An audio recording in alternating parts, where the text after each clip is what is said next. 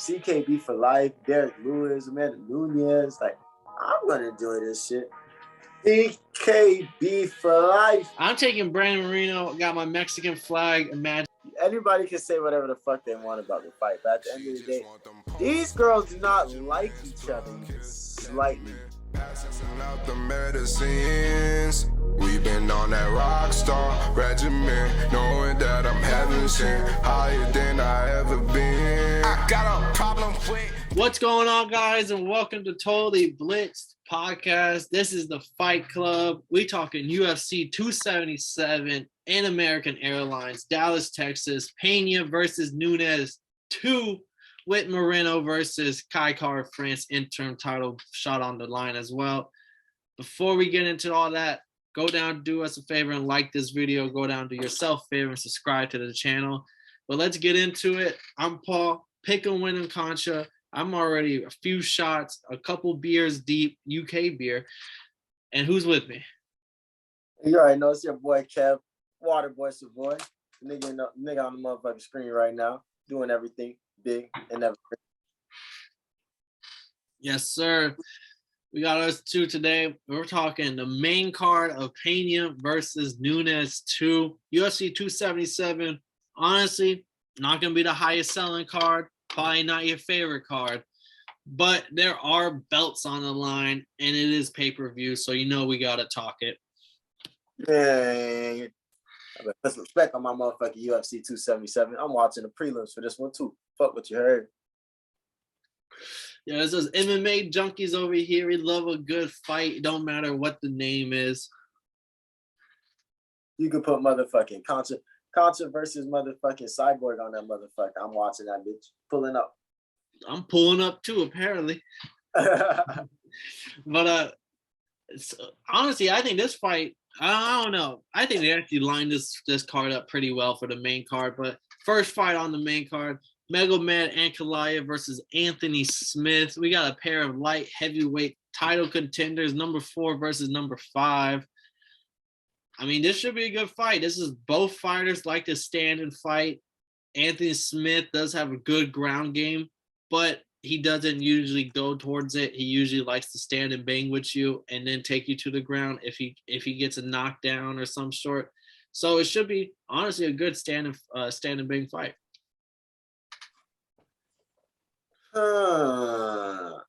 That boy Smith is riding a 3-fight win streak.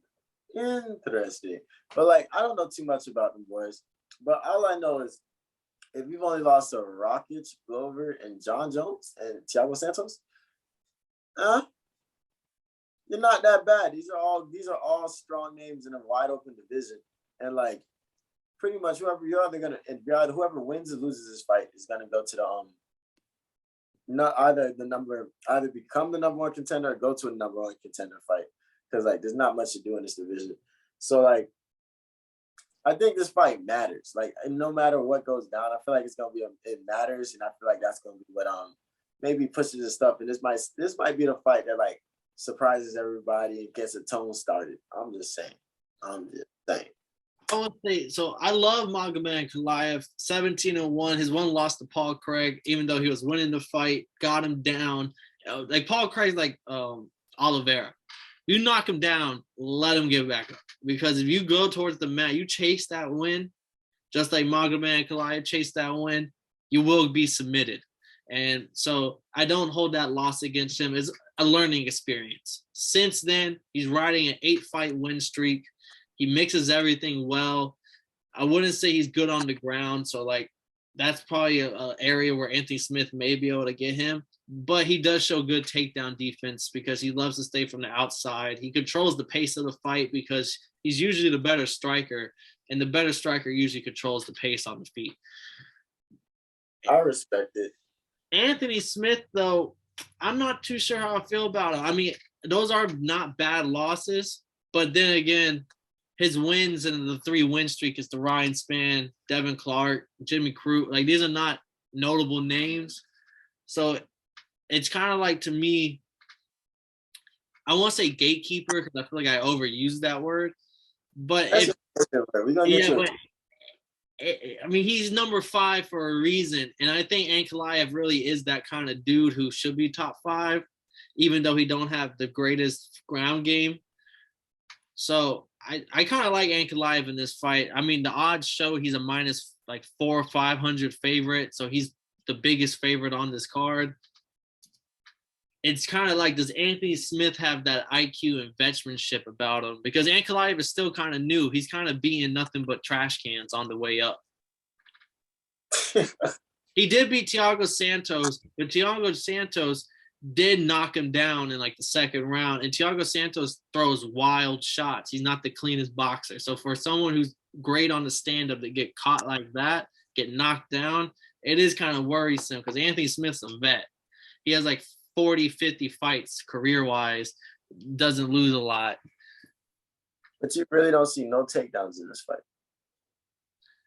I think if Anthony Smith wants to win, especially since he's used to 5-round fights, because he's main evented, I want to say the last 4 or 5 of his fights have all been main events. So he sees 5-round fights often. So I think that's what I'm saying. If Ankalaev is this legit prospect that we think he is, he should be able to control the pace, stop the takedowns, and he's definitely going to win on the feet. But if Anthony Smith, this is that moment where it's like, is Ankalaev for real top 5, or he's just only beating trash cans? Because Anthony Smith is a huge step up since Thiago Santos. Like, Thiago Santos is kind of washed right now. I don't think there'll be a takedown. I think Ankalaev controls the pace. He gets the dub here. He showcases why he's the better fighter. But if Anthony Smith wants to win, it's probably take him down, control him for a few minutes, win a round or two. And, you see that happen all the time, like with the more veteran fighter. I respect it, man. But so who you got? Ankalaev. I'm rocking. He's minus 500 for a reason, I think. I think this supposed to be fight would be a little closer than people think. But Anthony Smith beats bad talent, loses the good talent. I think Ankalaev is good talent. I respect it, man. I wanted to take Anthony Smith on this one on some crazy shit, but I like Ankalaev, a new prospect, and I want to see him go up there, take on another big name, after this fight, and then get his title fight. Because this division is wide open for a second. Somebody has to take it over. No, fact, because Glover might get the rematch to Yuri, and maybe Jan has to fight someone else since his last fight, Rocket blew his knee out, so it wasn't really like a real win. So he might fight the winner of this fight. That's fair. That's fair as fuck.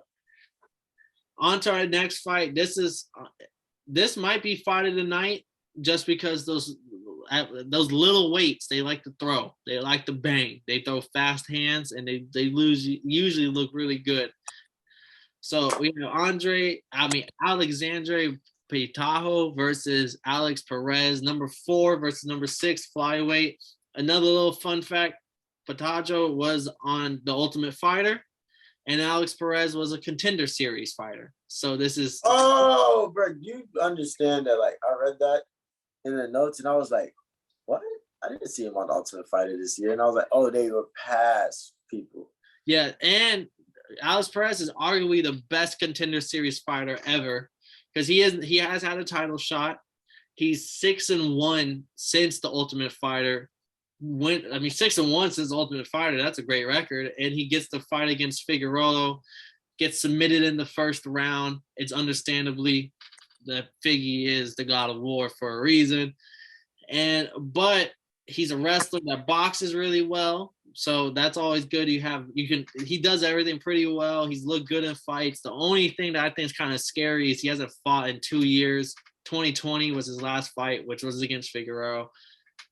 And since then, he's had like 6 fights called off, which is odd. His last fight called off was a pay-per-view fight. I think like 260 something, I can't remember which, but he was on a pay-per-view card against Matt Snell, who we saw have arguably the best round ever against Subiorta. So that fight gets canceled. You know why? Because Perez comes in 2.5, 3 pounds overweight, and UFC said that fight can't happen. So like, greatest Contender Series fighter ever, and he hasn't fought in 2 years. Came in overweight. Is it like? But he has the talent, so it's kind of like in the air. Like how hungry is he since that Figueroa loss? And but Pinto really beat Brandon Moreno twice in He beat Brandon Moreno in the Ultimate Fighter, and then they got the rematch when they both were on UFC contracts. Beats him, sends Brandon Moreno back to the PFL, and Brandon Moreno wins the PFL championship before he comes back to UFC. Because Brandon Moreno was out of the UFC after that loss. That's crazy. So yeah, I'm not gonna lie, Pinto sounds like a dog. So like, how you feeling? They have similar opponents in Figueroa. They both look pretty good against. I mean, no. Perez didn't look good. He got submitted in the first round.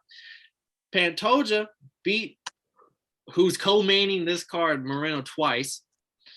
He lost against Figueroa, who honestly, he's the only person other than Moreno who I've ever seen stand up with him and look just as good as him. Because when they were fighting, it was equal on the feet. But the God of War's power, 4th and 5th round comes to play. Like that shit carries all 5 rounds. So he got dropped. He got beat up in those last couple of rounds. I don't think Perez has the power in his hands to be able to be a real factor in those late rounds.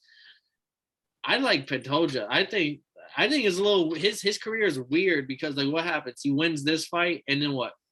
He fights the person who lost the co-main event of this fight of this card, even though he's beaten former champion and current interim champion twice.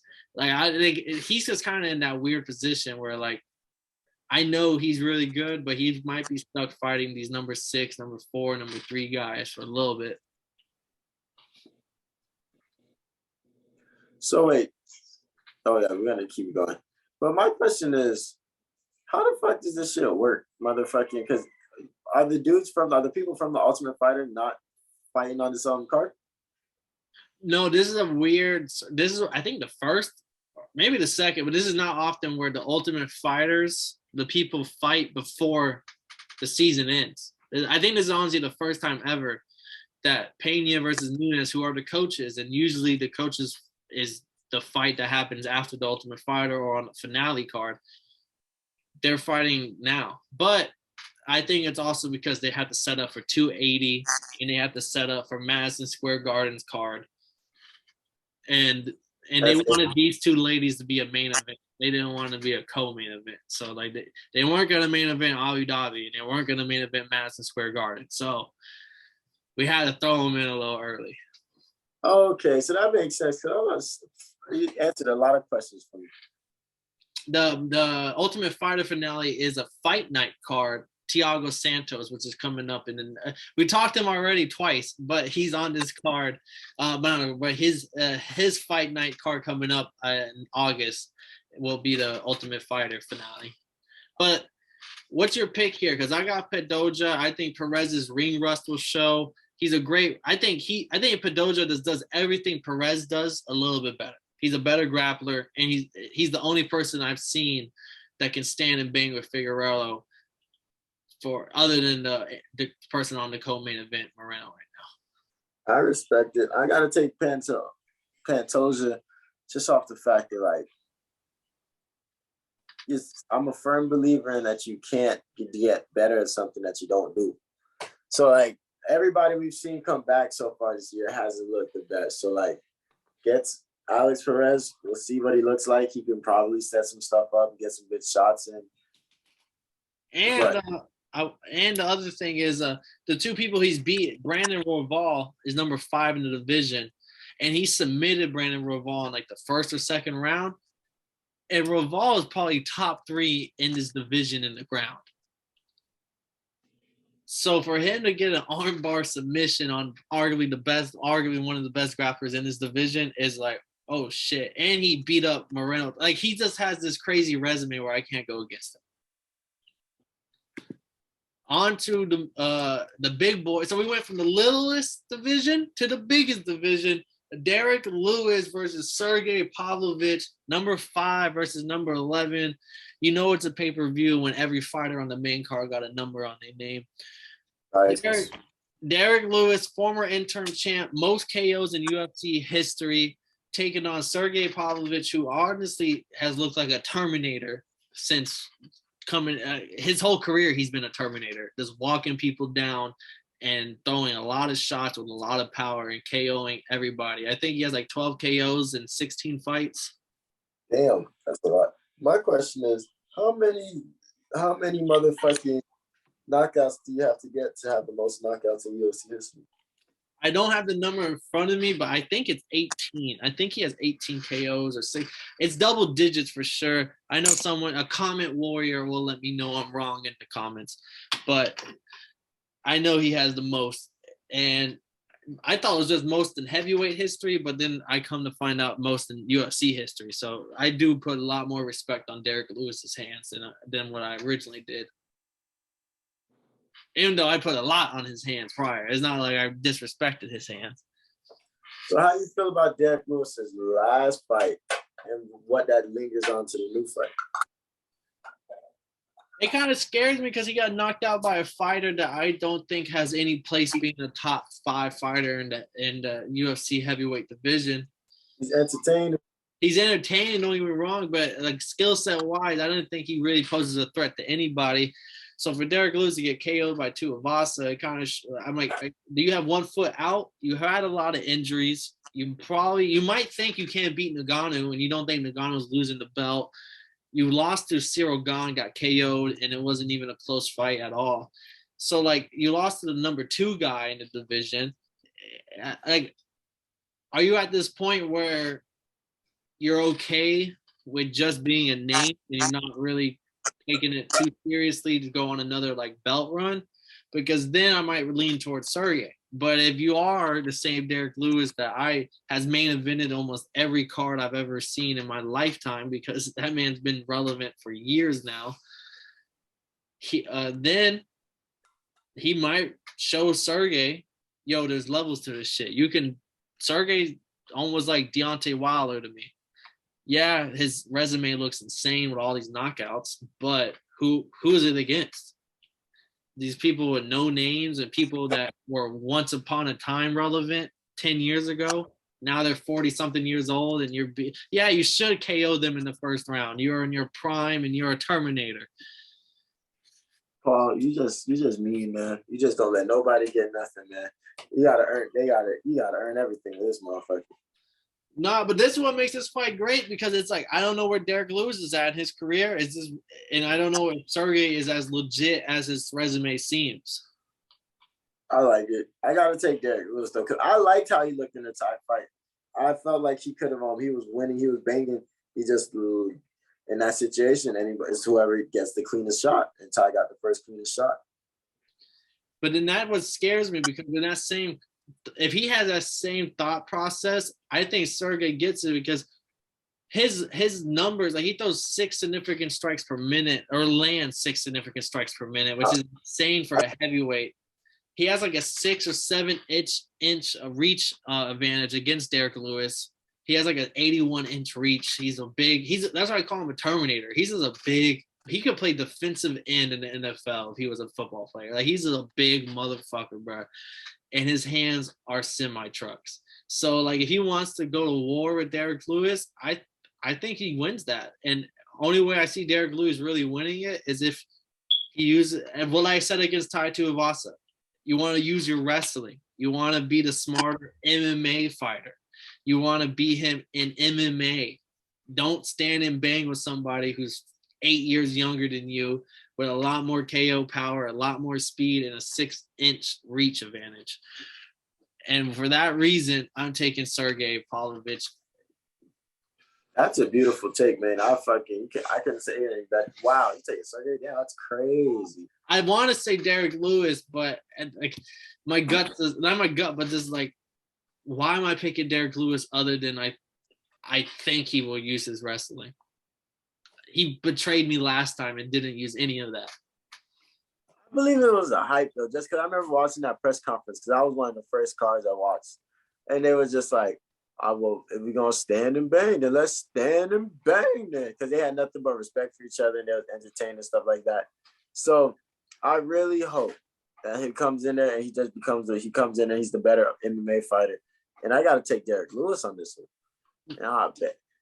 I would bet a shoe on it, but let's wait till tie 2 and Boston boys. And I will say, it's not even like I think Derrick Lewis could knock him out because if it's like pure boxing, Derrick Lewis should win because he knows how to use his head. He's usually at a size disadvantage. He knows how to move his head around, get the reaching over hands against people who are taller against him. So it's not like he's been in this predicament. It's not like he hasn't been in this predicament before. So I honestly think this could be fight of the night too. Like it's just like these are back-to-back fights where some people who are not MMA fans don't give a fuck. But like honestly, it should set up to be a good night of fighting. But that leads us into the co-main event. Brandon Moreno, number 1 contender versus Kai Kara-France, the number 2 flyweight contender. And this is for the interim flyweight belt. Winner gets to see Davison Figueiredo. And this is a rematch from early prelims in 2019 at UFC 245, where Moreno got the unanimous decision win over Kai Kara-France, which we did see Kai Kara-France win the first round. He had nice combos, speed, everything. But comes second and third round, Moreno's cardio, speed, he just outworked him in every sense of the word. And they never hit the mat at any moment in that fight. So it was in Kai Kara-France's territory of standing and fighting, and we saw Moreno win that. But that was 2019. This is two different fighters at this point in their career. Let me hear what your take is on this fight. CKB for life. My dog Kai. He's gonna make you cry. While I get high. No, man, I'm low-key looking forward to this fight because like this is why this is not a boring card to me. Just because like CKB for life, Derrick Lewis, man, Nunes, like I'm gonna enjoy this shit. And I just found out about Akira, like he's a prospect. I'm gonna enjoy this shit.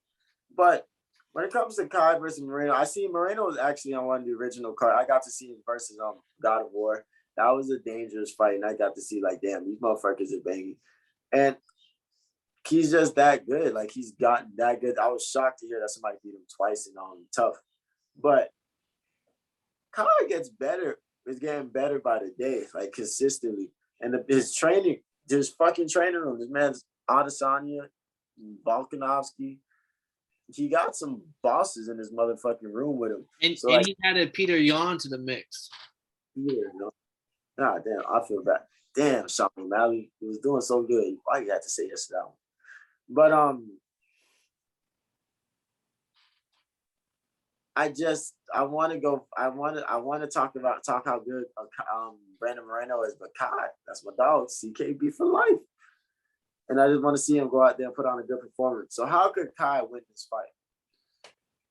So Kai wins this fight the same way he beats Askar Askarov, who was the number 3 in the division. He was number 1 before Kai Kara-France beat him, just to put in retrospect. And Askarov was honestly the Nurmagomedov of the division. He had insane grappling that no one had an answer for. Even Brandon Moreno, them boys were scrambling for 3 rounds, and it was a draw. How even of a contest it was on the ground. And so they never ran that rematch, but like arguably the best ground fighter in the division. Kai Kara-France completely destroyed him on the feet. Won every exchange to the point where the first round, I'm not gonna lie, Askarov took his back, was doing his thing. But second and third round, because Askarov didn't do no damage, didn't do shit with that back triangle. He was just there. So to come second and third round, Kai Kara-France won every exchange, clipped him on every exchange to the point where Askarov didn't even throw anything because he knew if he was to throw something, he would get clipped again. And it got bad. So he just completely shot takedowns from a distance. And he completely defended the takedowns. It made Askar Askarov look like he wasn't a top 5 fighter. So if he does that to Moreno, it could be a long night. But Moreno got one of the best chins, and he's well-rounded to the point where he could beat anybody on the feet, I feel like, or on the ground. Like, he goes either way, because we've seen him have standing bang wars with people and win those fights, and we've seen him submit people in the first and second round by taking them to the ground. And like, that's things where you can't, like, Kai Kara France, he doesn't have that ground game to him. He is a kickboxer, and that's what worries me, is like, that's his one way of winning, is controlling the pace, beating the person who arguably has the best chin in the division, he's the only person that's ever took the God of War shots to the chin multiple times in multiple rounds, and they kept walking forward. Like, the way that he's the only person, that's why it was such of a shocking win for him to beat him, because no one has ever survived those shots that he was taking. So this is a close fight, though, because they didn't go to the ground the first time. And Moreno usually doesn't ever go to the ground unless he feels like he needs to. So this could be another, like, 5-round standing. I mean, it wasn't 5 rounds before, but this could be a 5-round standing bang fight. I don't know how to call it. Like, honestly, like this is I don't know what I'm gonna see, but I just know this is gonna be a good ass fight. I just know this is gonna be a good ass fight. Let's fucking go, man. Hey, so you going? If you had to throw the pick, though, what do you want to see, man? God of War Moreno 3? 4. Or what, 4? 4. Quadrilogy. Or you want to see another one of my CKB for life members make it to the top of the mountain? And I'm taking the death in the eye. I'm taking Brandon Moreno. Got my Mexican flag imaginary around me, but also because, I mean, his well-roundingness is just one of one right now from what I see. Like, I think Askarov did not look. He's known for not being able to throw good punches and shit. He's not a striker, so for him to be overwhelmed on the feet like he was, I'm not surprised. But Moreno's gonna be able to switch it up. He's gonna be able to strike with you, and then when you think of punches coming, shoot a double leg, shoot a single leg. Like, the way he can mix it up is like he's that dude. And I think he might be a little disrespected at the fact that he doesn't get to get a rematch after winning the belt, because they didn't give him a rematch clause. He lost his belt, and now they're like, hey, you gotta go fight someone else before you can fight for your belt again. That's fucked up. Yeah, and that's why I think the fact, and cardio wise, probably best cardio in the division, best cardio in the UFC. Kai Kara France, I've never seen go 5 rounds. Like, he's never had a 5-round fight before. So I think Moreno having that extra experience, always trains for 5-round fights for at least his past 3 fights. I think he gets this dub. And I don't think Kai Kara France has the Figueroa knockout power. Like, Figueroa won that last fight because he got a knockdown late in the fight. The fight was real close prior to that knockdown. I don't think Kai Kara France has the same power to knock Moreno down in those late rounds, because Moreno's just shown me more in late rounds than probably anybody else has. You know I'm taking my dog Kai Kara France. Hey, man. KKF. CKB for life, man. I don't know how many times I got to say it, but I'll say it one more time, man. I want to see my dog Kai shine. I feel like the way he wins this fight is definitely in the 4th or 5th round, and he just goes to another gear that he's never been before. But Moreno's coming through because he wants his fucking belt back, and he's going to there's nobody getting in the way, so it's going to be a great-ass fucking fight, and it just depends on who got that dog in them, because I haven't seen a cardio junkie in a while, so I would love to see Moreno fight again and really just see him just stay composed and just keep it on moving for a whole 5 rounds. But I just like Kai to just keep coming back and coming and coming and coming. But that shit gonna be crazy, man. I'm looking forward to this fight. This fight sells the card to me, because a lot of the other fights, you could kind of trip about them, you could kind of slide with them, but at the end of the day, like, all those cards just where they live up past the expectations. But we're not expecting that much expectations for this card. So I feel like this being a co-main event and them being so, like, matched well when it comes to mentally and strategically in the octagon, I really like this fight. And CKB for life, man. Can go Kai. Give me that boy Brandon Moreno right here. That's gonna be a good ass fight though. We got I didn't know how to judge that fight, and I don't know how to judge this fight. Julianna Pena, champion of the bantamweight division, versus Amanda Nunes. I haven't been able to say this for probably over 5 years. Number 1 contender, Amanda Nunes. How do you feel? I know you watched The Ultimate Fighter through and through.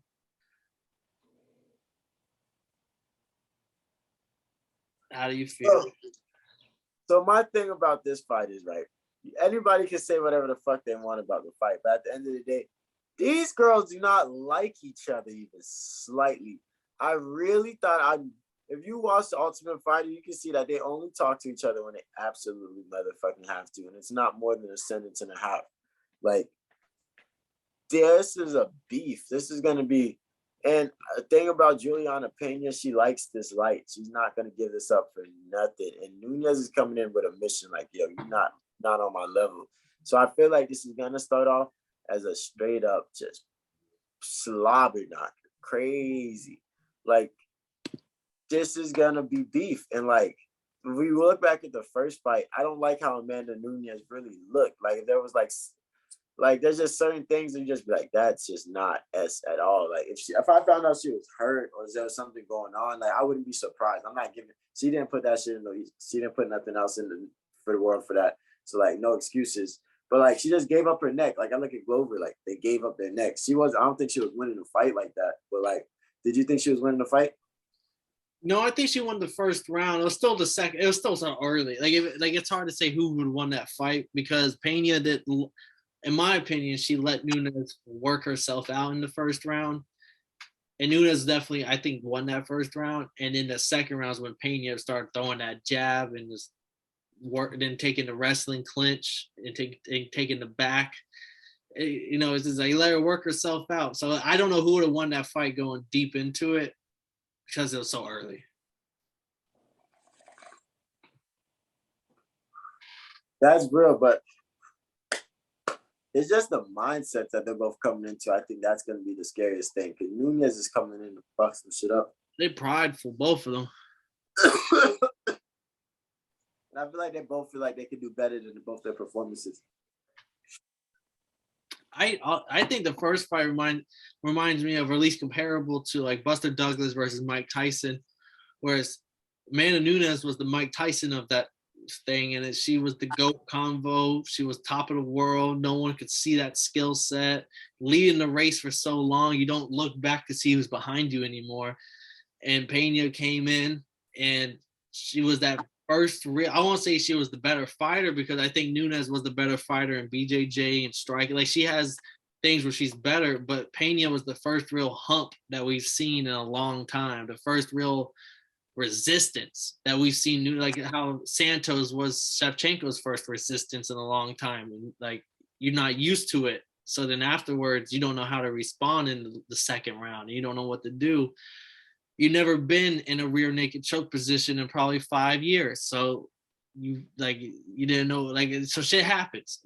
But at the same thing, is Nunes, she's been fighting since like 22 or something. She's been a pro for a long time. So maybe now is just the point where we're seeing these other fighters come in with skill sets.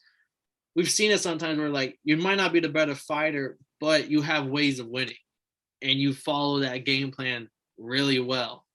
Because Nunes, I'm not gonna lie, like, cardio has been an issue. Because you can even see it when she beats people up in the second and third round of fights. Like, she's just throwing haymakers. And when she's throwing haymakers, she's not looking like the same. Like, she's more tired because she's just outclassing whoever's in front of her, where she can just throw 120% on every throw because I'm going to beat you. Like, I'm going to knock you. I'm just trying to get you out of here at this point. Dangerous, man. So I haven't seen her in the fourth and fifth round in a while. Like, so that's what I'm saying. Like, Pena, a wrestler, they have cardio for days. And she used that cardio as a weapon in the first fight. She lets you tire yourself out, throw all you want to throw, control me from the top position and in the clinch, do all that stuff. You're not really putting me in danger because I'm a black belt in BJJ too. Like I can control myself on the ground. And then use that jab effectively, and then took clinch, and then took the back, and then put Nunes in a position she hasn't been in probably so long that she just froze up and she got out of there. Dead ass. That's the great fucking take. She probably just genuinely hasn't been there in so long that shit just wasn't normal for a second. Yeah, you don't work that position because you don't expect to be in that position. Especially with her BJJ background, you don't expect to ever be in a position where you might get submitted because you've been doing that to everybody else. And Pena's a dog, kid. She really is the definition of just like believing in yourself, just knowing that you can do it. She took some hard losses. She's been in the game for a minute. She has a lot of skin in the game, but she just kept fucking fighting. And she also took a lot of breaks in between. That's why we didn't hear her name a lot. She would have like a fight a year, which in the UFC isn't like normal. It's not like boxing. You can't be doing that. That is quite blasphemous to the UFC. But the real question is, who you got? See, I'm gonna take Nunes on this fight because I think I'm just hoping, because I don't know her mindset. Maybe she has the same mindset of, hey, because it is also scary of she has a new team around her. She fired all of her American top team people, and not all of them, but she left and goes to Lioness camp. And like you see that a lot of times in like boxers and fighters after they dominate for so long and then take one loss, and then they get rid of the people around them. And then they try to get new people around them, and then they don't know you because they haven't been with you for so long. Like you've been on top of the game for so long. Don't let that one loss fuck with you. Nunes, she took that loss and fuck, I'm gonna get a new team. Now she's at Lioness camp. I don't know if that's gonna play a fact. I don't know what mindset she's coming. Maybe she's still hungry of showing the world, like, hey, I'm double division champ. I'm all this, all that. And that's what I'm going with. She's shown me in her history that she's the better fighter of a lot of people. And maybe she just underestimated Pena. But I will say, if Pena comes out and out wrestles her again, controls her, and gets the jab effective, because like Amanda Nunes didn't respect the jab. She was laughing it off while she was getting hit with it multiple times. If she does that shit again and gets beat again by Pena, I will say maybe she can beat 98% of the division, but she's over the hump because now she's too full of herself. Like same with Conor McGregor. You just got too full of yourself. You're that dude for so long where now the new people are coming in and I don't know. It's just different. Like I don't know how to explain it, but if she loses again and it's like Pena's fight, I will say like, damn, she had a great run. You fought for 10 years and you're the GOAT, but I don't think you'll get another title fight after this fight because unless Pena loses. Yeah, I respect it. But she still has her own other title, right? In a division of just her. There's only one person in that division, and it's her. Yeah.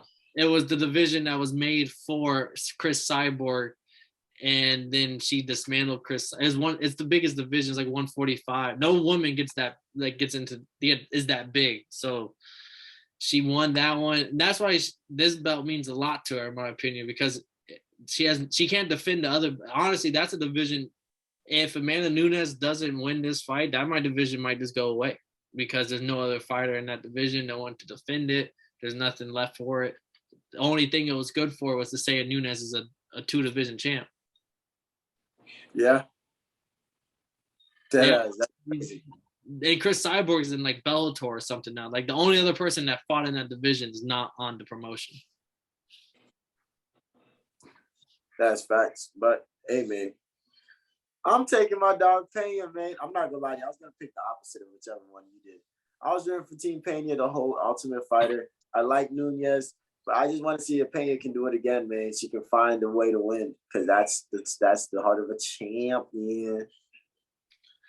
Her 2 ways of winning, because I do see her win. Like this isn't a fight because the odds show Nunes as a clear favorite. Like the odds show because I might sprinkle something on Pena because I think this is a lot closer fight than what the odds want to tell me. So if you're gonna give me like a plus 300 underdog on Pena, oh yeah, give me a little bit of that action. Just because the cardio in wrestling, I've seen it with a lot of people. Like 5 rounds is a lot of rounds, and wrestlers sometimes tend to dominate the 4th and 5th round of fights. Because why? They have cardio for days, and like that's where I see Pena winning this fight using her. Pena shows she's a smarter fighter than people gave her credit for the first fight. And if she repeats the IQ level that she had that first fight with the wrestling and controlling time, and you always got to beat the champion. So that's always another factor to throw in there. So the odds can say what they want to say, but I think me and you both know this is a lot closer fight. I like it, man. Hey, we're going to see, man. UFC 277. Yep, Dallas, Texas. So, yeah, this is going to be a good one, man. We'll see how this shit goes, man. Probably got anything else for the boys? The only thing I'm going to say is, I'm going to ask you. Would you rather see David Figueroa versus Brandon Moreno 4 or Figueroa versus Kai Kara France? Not even you not picking a winner, just as a normal fan of MMA, does the quadrilogy, are you tired of it? Or and you rather see a new fighter in there like Kai Kara France who's young and hungry? Or hey, feed me that quadrilogy again. Put it in my veins. I would rather see the quadrilogy, but you know, I always got a but. I like the setup. I like you to like as a fan. I like that you kind of teasing it a little bit. Like you letting the steak marinate first before you cook it. So like if you went straight to 4, which I think would have been fair. Like the whole time I was watching that fight, like wow, these dudes fighters. No one would have complained. I wouldn't have been mad, but like to see him going against Kai and then seeing him Kai possibly, because is Brandon Moreno the clear favorite in that fight? It's not super clear. He's minus 200. Kai Kara France plus 180. So it's 2-1. So it's not like he's super favorite, but the odds do show he's the better winner. So I'm taking so like I'll take the possible upset of the dude, and then or like if he beat the next best dude, then he goes back for it. So I like it. I think it's fair. But what about God of War? Who's he fighting? So I think he hurt himself, but he won. And so now he just has to defend his belt, so they don't really make him fight anybody. Like now it's kind of like who, because there are a couple names, because it's these two, and in same division, the 4th fight on the main card, Pedaggio versus Perez, number 4 versus number 6.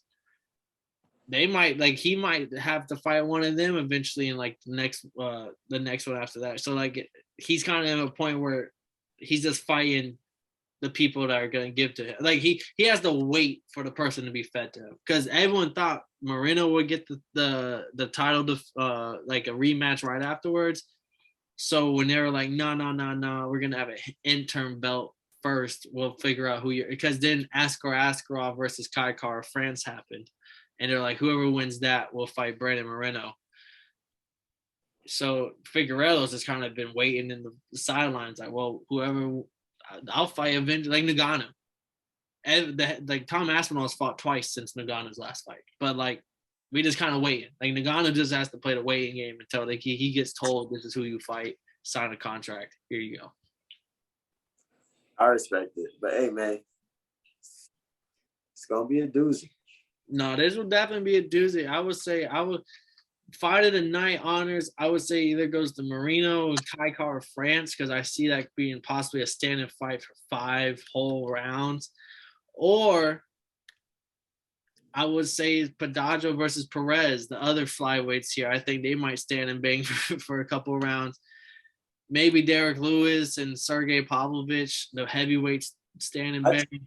I think they might get a performance. They might get a performance of the night, but I got to give it to my dog Kai. My dog Kai versus Moreno for fight of the night, because I think it's going to be a test of wheels on this one. Because nobody's going to really outclass one another. No, I respect. I think Derrick Lewis versus Sergei both ends in a knockout. Either way. No way. There's no way possible. Them boys have to get a knockout. There's no other way Someone's possible. going down eventually. They should have flew one of them boys to London last week.